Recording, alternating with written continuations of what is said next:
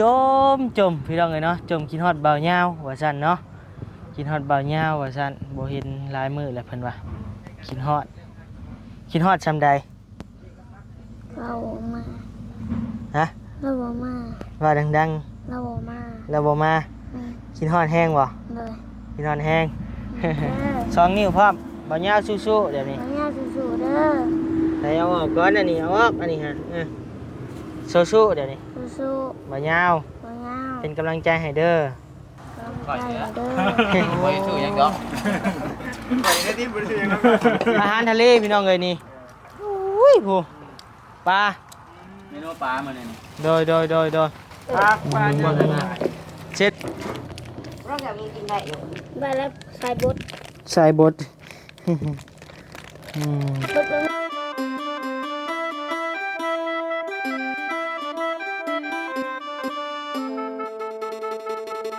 เอาพี่น้องเอ้ยเนาะโตเปิดคลิปเปิดภาพมาบัดนี้พี่น้องเอ้ยเนาะมานั่งสองคนกับน้องสายฟ้าพี่น้องเอ้ยเนาะพี่น้องเอ้ยโตกินฮอดบาเหย้าบ่หำฮะ แม่น กินฮอดแห้งบ่ ได้ จมพี่น้องเอ้ยเนาะจมกินฮอดบาเหย้าว่าซั่นเนาะกินฮอดบาเหย้าว่าซั่นบ่เห็นหลายมื้อแล้วเพิ่นว่ากินฮอดซำใดเราบ่มา ฮะ เราบ่มา ว่าดัง เราบ่มา ๆแล้วบ่มา แม่น กินฮอดแห้งบ่ เลย กินฮอดแห้ง อดเอาเด้อจังหน่อยแล้วก็มาเราไปไทยผู้เบิ่งอาจจะเปิดคลิปให้เบิ่งจะเบิ่งอยู่บ่คลิปเรา ดอกเราเห็นอยู่ บ่แม่นใน TikTok เอาเนาะก่อนอื่นนั่นบัดนี้ก็ขอกราบทักทายสบายดีเราเบิ่งขึ้นครับ ทักทายสบายดีพ่อแม่พี่น้องหมดทุกคู่ทุกคนเด้อบ่ว่าสิอยู่พังลาวพังไทยแล้วก็ต่างประเทศเด้อพี่น้องเด้อเนาะยินดีต้อนรับเข้าสู่ช่อง YouTube บ่าวนิวสะพานบุญเด้อพี่น้องเด้อเนาะมื้อนี้ก็มาพบมาพ้อกับน้องสายฟ้าคือเก่าคือเดิมพี่น้องเอ้ยเนาะจมกินฮอดบ่าวยาวแห้งแล้วบ่ไหวแล้วเพิ่นว่าเนาะบ่ไหวแล้วเพิ่นว่ากินฮอดแห้งแล้วทางง่ายเพิ่นบัดนี้ก็เบิ่งติดตามเบิ่งในคลิปเนาะพี่น้องเนาะแล้วก็ทักถามอยู่มื้อเช้านี้เพิ่นก็ไปฮอดแล้วพี่น้องเอ้ยเนาะเดินทางฮอดแล้วฮอดมื้อคืนนี้ฮอดแต่ยังบ่ได้ฮอดจุดหมายปลายทางดอกพี่น้องเอ้ยเนาะฮอดมื้อคืนนี้ก็กำลังสิฮอดบ่อนที่บ่อนศพเพิ่นอยู่นะพี่น้องเอ้ยเนาะเน็ตก็ช้าๆเลยเด้นี่ใบยาวจัง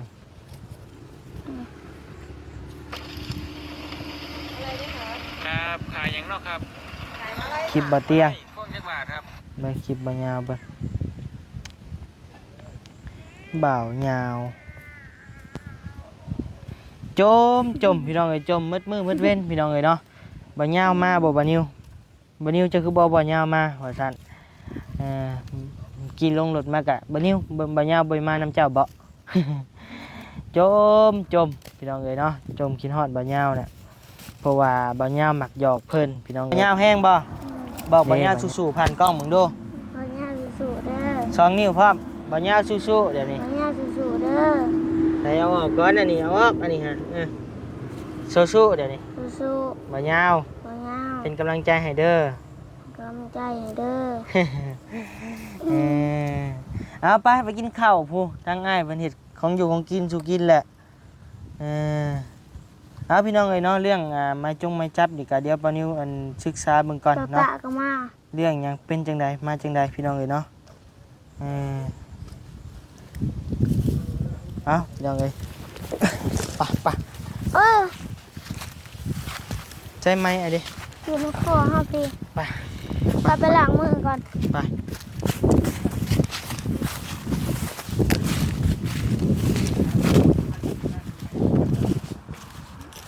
ล้าง น้ำ มื สู อบ ล้างมือ เจ้าแต่เจ้าสูบไม่ห้าม ไม่สิสูบให้จำมาไอ้บ่ด่างแล้วไอ้อิ่มเด้อ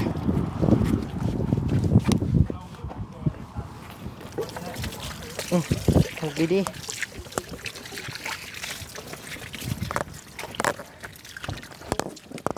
พอแล้วไป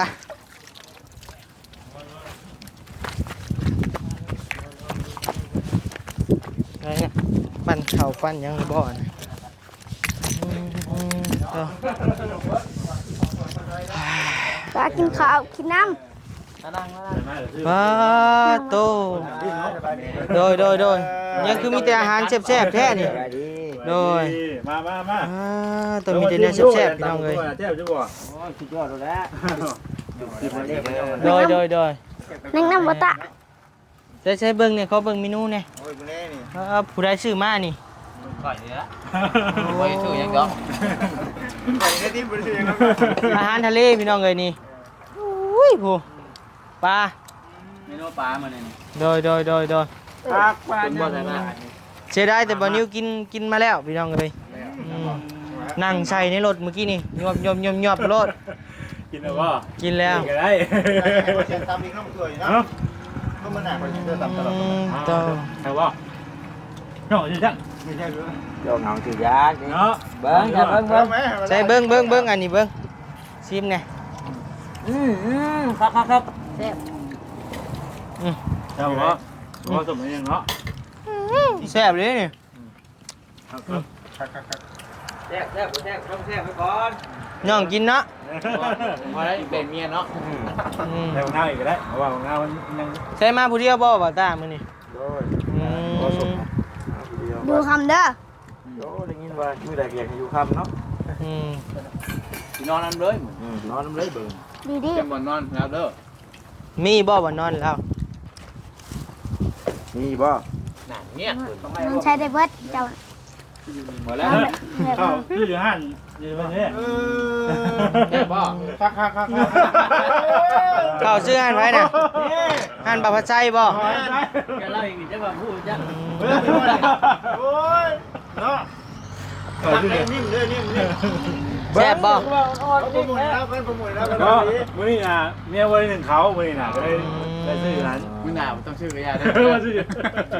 ว่าซื้อ แบกแล้วสิ กวบนิ่มกวบอ่อน ประตูที่ใช้นี่น้องจะ เหนียวบ่ ขับโปรโมทดิ เหนียวบ่นี่ ประตูห้างไหนนี่ อ๋อ โปรโมทให้ไม่ได้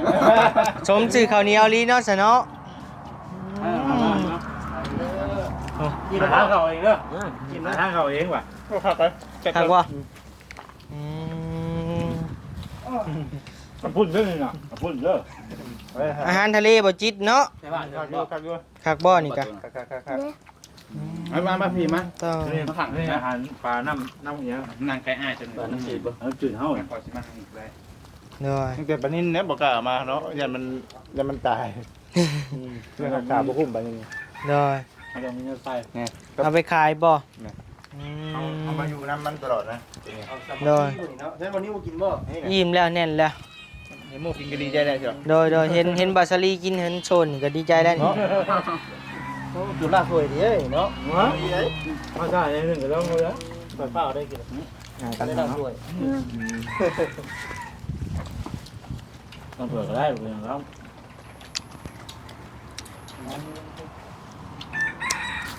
มามากหน้าหลายตาพี่น้องเอ้ยเนาะทางอ้ายเพิ่นมาสั่งบรรยากาศพี่น้องเอ้ยมาเยี่ยมมายามน้องสายฟ้าพี่น้องเอ้ยเนาะ ยามันเกี่ยวถึงละ ตรวจนะฮักว่า เป็นหนัก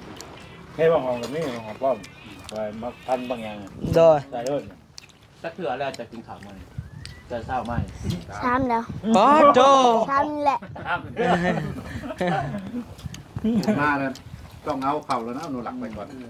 ทำไปซุกนะทั้งมันจะงับ แต่ผมมือตาเนาะ กินอีกานั่งอัดคลิปกับเฮาอยู่บ่นี้หิวข้าวว่าซั่นยายหมูกินปลา บัดน้ำเปล่าได้กินอยู่ป่ะ บ่ได้กินเลยนะ กินอย่างอื่นนะกินน้ำอย่างอื่นแทนน้ำเปล่าเลย ลมนุ่มเนาะ ไปใส่หยังกินหยังอีกแล้วหาได้กินข้าวแล้วกินอีกแล้ว เราเนาะได้กินเพื่อนนะ พี่ น้ำเต็มพี่ มีแต่แนวกิน ปูเสาแล้วก็ได้กินเบิดมื้อ ใช่ล้างจอกก่อนล้างแล้วบ่นี่ใช่ของง่ายดินี่บ่ เอาซองไป โอ้บ่เอาซองเดียวก็พอแหละเดี๋ยวไปเอากาแฟก่อนบัดนี้เนาะพี่น้องเนาะบ่ได้กินกาแฟซ้ำมื้อนี่ เจ้าก็เอา ซ้ เขามาตาอันนั้น ำโอ้โดย แล้วก็ใส่อันนั้น rồi มันทีวียันเพิ่น Bơ. กิน sẽ nhìn cái nàng nói nàng áo dù họ เราได้เงาแล้วนั่งชมเหมยสิกินน้ำเลยดี mình đi ดีจะน้ำตัก hoa là bo ฮอนแล้วหอนยังบุพุดดิ ô đây lẽ sần hoa to rồi rồi ซอ thế muốn thôi đi muốn con ai nấy nói nè muốn mà bơm thì ô แรงเย็น mà bơm nè okพอยังไงพากันมานั่งกินโกโก้ของแม่เพิ่นส่งมาให้เอ้ยเบอร์รี่นะซื้อมาให้เนาะ แม่ในโลกเบิดแล้ว อืม เขาอิ่มแล้ว หอมเอาเลยนะครับ เขากินบ่ได้เลยเขาอิ่ม เราอยากมีกินได้อยู่ได้แล้วใส่บด ใส่บด บดมือเว้นก็ได้กู บดมือหมดเวรมาสิไหนมา ใส่น้ำห่อนก่อน มานั่งลง ใส่น้ำห่อนก่อน โอเค มันจังเปื่อย โอเคขนาดโอเค เอาไปกินในเตียงเลยค่ะ กินอยู่นี่แหละนี่ฮะเป็นลูกพี่ไอ้ล่ะจักสมัยแล้วโดยมานั่งกินมาพี่น้องเอ้ยซึมแซวแมวพงใช่ของไอ้คือจางแท้นี่น้ำลายโพดพอ เขาสิกินกันละเลย จะกินน้ำละเอามาพี่ให้ไอ้ในทงหนึ่งเอามาเนี่ยบ่เอารถจะตัวนี่จางเจอแล้วจ้ะ จอกอยู่พุ่นจอกล่างเด้อ เขาจะอิ่มเนี่ย ล่าง หวานโพดไปจักบัดนี่ หวานพุด ใส่น้ำลายโพดพี่น้องเลย น้ำนี้ เดินก่อน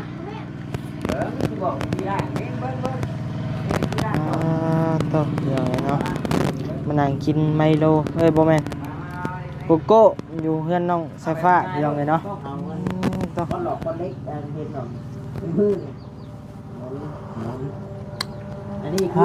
ต่อขักลีนี่บุญทวีมานั่งพี่กินบ่เจ้ามานั่งพี่ มาแหนมอันหนึ่ง กินบ่เจ้ากะ มาแทนลองดูแซ่บ มันก็แสบเลยเนาะ โก้ มานั่งนี่ ทำพุดวีนั่งแล้ว ไปซะ ตามเพลงเพิ่นพี่น้องเลยเนาะก็มีแห้งเลยนี่เขียวแล้วนะพ่อน้ำฮ้อนบ่ฮ้อนแล้ว โอ้โหแมว เอ้าหมอนี่ แมว ตัวนี้ป้าลวกพักจะให้ ตัว ไปใช้มามีตัด ทางนี้ลวกพักกินกับอัน มีตัดนี่แก็บ ไม่รู้ บ่เบื่อบ่ บ่เบื่อว่ากินข้าวหอมกับไปกิโล ไม่เป็นภาษาจริงวะ แซ่บบ่ โอ้ยเขียวเลยนะเขียวจะไปใส่มัดเดี๋ยวนี้ มันจะกระทบมัน บ่อยากกระทบก็บ่ต้องย้ำเข้า แสดงว่าสายผ้ามากิน เอ้ยไปพี่น้องเลยเนาะ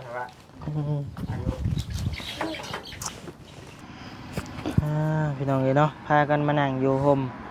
กกข้อพี่น้องเลยเนาะยกโอวัลตินโกโก้พี่น้องเลยเมื่อแล้วบอนิ้วกระไดเมื่อจอกหนึ่งนะทั้งน้องเป็นกาบดใส่ดึกใส่ตลอดนะใส่ผ้าเนาะบดได้ย้อมเรากระไดพี่น้องเลยเอาเดี๋ยวมันตุ้ยเลยบ่ใส่ผ้าเอาเดี๋ยวตุ้ยเลยเนาะนั่งงามๆไว้นั่งดีๆเอาเด็บคือบอลลี่เลยเนาะ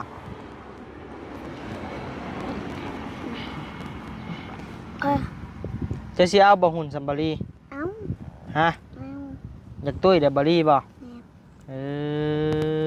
คนพี่สังอยากตุ้ยพี่น้องเลยยอมเลยบอนิวเห็นน้ำบ่ได้พี่น้องเลยเนาะอยากตุ้ยนี่ มันนิ้วคืออยากจอยแท้อืม แล้วก็ว่า อยากจอยหากินอัน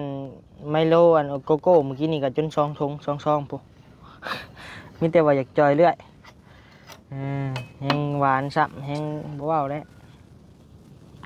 เบิดเฮาอ่ะ หมดเลย นั่น อืม เมื่อกี้นี้นั่งกินข้าวกับข้าวปลาแซนพี่น้องเอ้ยน้องสายฟ้าก็ได้ กินแล้วมากินอันโกโก้ต่ออืมมันบ่ตุ้ยไปใช้นะพี่น้องเนาะคอจะสิบ่อยากเห็นเลยพูเริ่มแหละอืมทั้งปลาแซนยังเมื่อมืดแล้วบ่ ย่าง ใช่ก็บ่เห็นซะ มันคือให้ยังกินรถเราอยู่ เห็นซะบ่ แฮม อืม เจ้าข้านังต้องจะชวนเฮามาพี่นะ เจ้าเห็นอยู่บ่ เห็น อืม เฮาส่งมึงรถเรายังกินลัง อืมโดย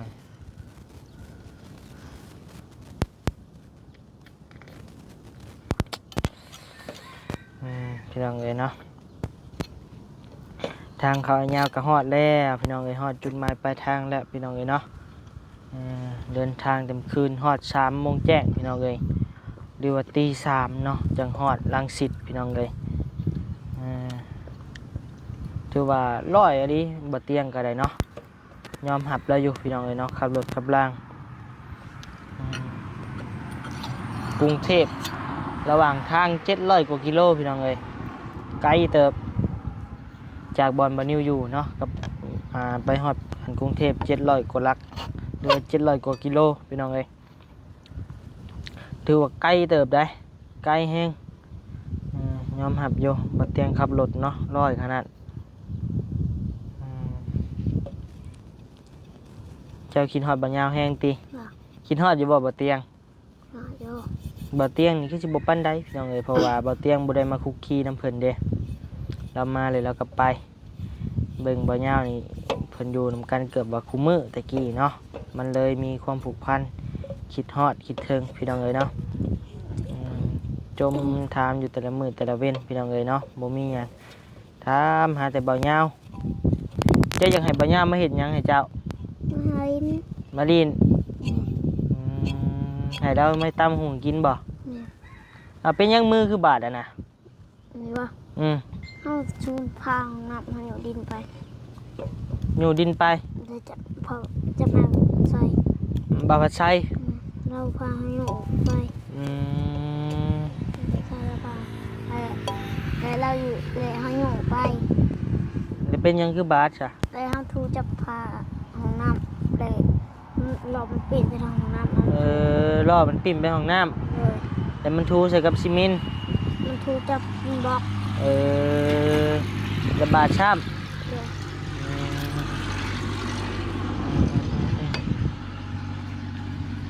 ำเป็นคนยังไงอยู่ดินบ่อยู่ดินยัง อยู่ดินตู้ไปในบอนคุณบนห้องน้ำ โคนขึ้น เลยลังห้องน้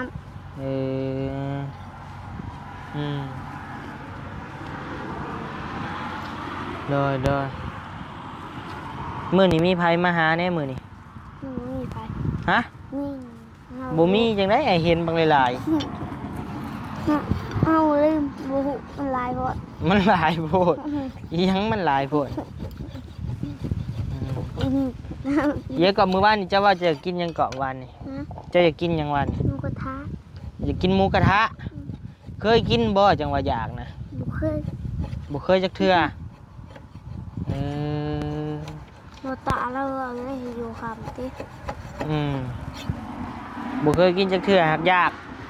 ฮู้บ่รสชาติเป็นจังไดบ่ฮู้คืออยากซะเห็นเพิ่นกินในโทรศัพท์บ่ฮะขอยสิมีเงินซื้อให้กินอยู่บ่ เมื่อเรามาเรียน เมื่อแล้วบ่ เสียงบีบแกรถ ยังบีบแก บ่ขอยสิมีเงินซื้อจะกินอยู่บ่ฮะ โอ้โห อยากหมูกระทะแห้งแล้วว่าซั่นเจ้าว่าหมูเช้าเห็นอยู่ไสหมูอันกระทะหมูกระทะฮะเจ้าเห็นอยู่ไส โอ้โห ฮะ ใช้ทำสั่ง ฮะ ทำเราเลย ตอนไอ้มาเด้เจ้าว่าเจ้าเห็นหมอสินดาดเห็นอยู่ไส ในรถเจ้า เอ้าคือเห็นอยู่ในรถอ้ายจะไปส่องรถอ้ายยามใด แต่ตอนเจ้าน้ำลายพอสร้างเลย ตาเทพบ่จ้ะนะ ตาพิเศษบ่คือเห็นอืม เจ้าปะเวียนหมอพูดเขาก็เลยเห็น ตาแม่นอยู่ไสแหละ เจ้าปะเวียนได้อะบนเจ้าเหยียบตอนเจ้าขึ้นนะ ขึ้นไสแหละ มันเจ้าขึ้นนะบนตัวเจ้าเหยียบนะแต่นั่นแหละเจ้าปะเวียนเอาเห็น อยู่ไสแหละบนไอ้เหยียบ หน้าตัวหนาดูเธอเจ้าปะเวียนเอาเห็น อยู่รถบ่ อืม อืมมื้อนี้ซื้อหมูกระทะมาพี่น้องเอ้ยเนาะสิเฮ็ดให้น้องเพิ่นกินนี่แหละหักมื้อแรงพู้นแหละรอทางบริก่อนพี่น้องเอ้ยเป็นเงินของบริแหละเงินของ เด็บจิต มาจิตออกเลย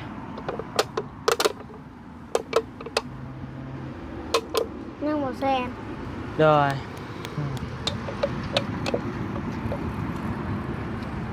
บรรยากาศก็ฮ้อนพี่น้องเอ้ยคืนนี่ก็ฮ้อนปานนั้นก็ฮ้อนยามหนาวแล้วหนาวแต่บ่กี่มื้อฮ้อนอีกแล้วเช้าฮ้อนแล้วก็ตกแล้วจักหน่อยฝนก็ได้เนาะ แต่ไม่คิดว่าเป็นหัวในแห่งพูด โดย จนบ่มีวันอยู่แล้ว จนสิบ่มีบ่ เด็บแซนอะไร เด้บ่แซนเมื่อแล้วเอาเนาะพี่น้องเนาะบัดนี้บ่นิวกามานั่งมาโอ้มาล้มกันกับน้องไฟฟ้าพี่น้องเอ้ยเนาะหลังจากเพิ่นกินข้าวกินน้ำแล้วพี่น้องเอ้ยเนาะบัดนี้ก็สิพากันพักผ่อนตำเพลนก่อนพี่น้องเอ้ยเนาะได้พักได้เช้าก่อนพี่น้องเอ้ยเนาะ เขาเห็นน้ำสีเหลืองในอ่ะ โดยน้ำสปอนเซอร์ก็เป็นสีเหลืองแหละเว้าเอาเนาะบัดนี้ก็บ่มีคำว่าหยังหลายยกมือขึ้นหามมีแต่คำว่าให้พ่อแม่พี่น้อง FC ทุกท่านอยู่ดีมีแฮงเด้อความเจ็บบ่ให้ได้ความไข้บ่ให้มีปรารถนาสิ่งใดขอให้ได้สิ่งนั้นเนาะนอนรับก็ให้ได้เงินหมื่นนอนตื่นก็ให้ได้เงินแสนแบมือมาก็ได้แก้วมณีโสดโทษให้บ่ให้มาพานเด้อมานให้บ่ให้มาเบียดขี้เดือดจังไรบ่ให้มีมาใกล้โดยอย่าเจ็บอย่าจนร่ำรวยๆสบายดีบ๊ายบาย ไปดี บ๊ายบายเน่ บ๊ายบาย บาย